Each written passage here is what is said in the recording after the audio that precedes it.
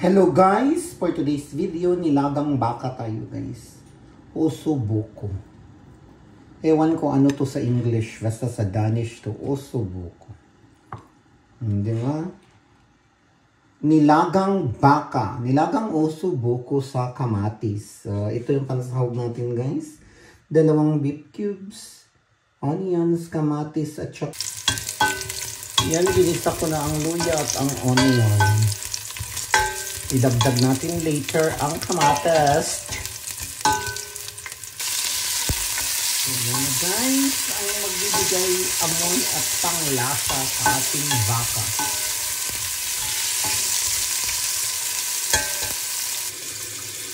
Para sa kaalaman ng lahat pala guys, pag nagsasabaw ako, ginigisa ko muna yung mga lamas at saka yung karne bago ko siya sasabawan.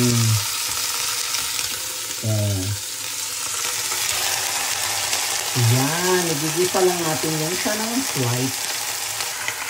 Itata-brown lang natin siya ng very slight guys. Tapos sabawan natin later.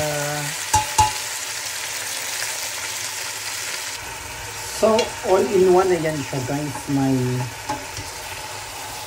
pepper na siya, paminta, at saka nilagyan ko na siya ng dahon ng laurel. So, ipapa-brown lang natin siya bago natin sasabawan.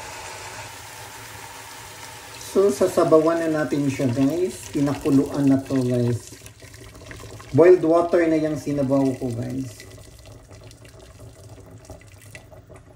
So, dito tayo mag-count ng at least 1.5 hour.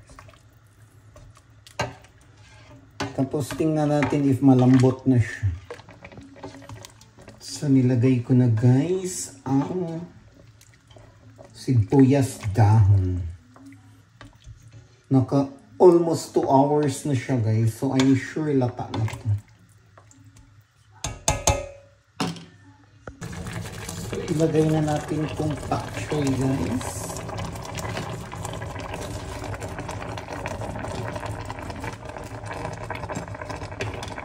Masarap na pak choy.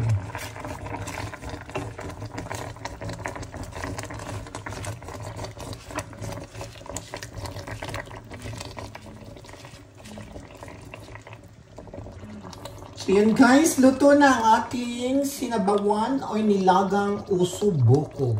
Nilagang baka for today's video. Kain na tayo guys, just ko nagugutom na aketch. O, diba? Lafang!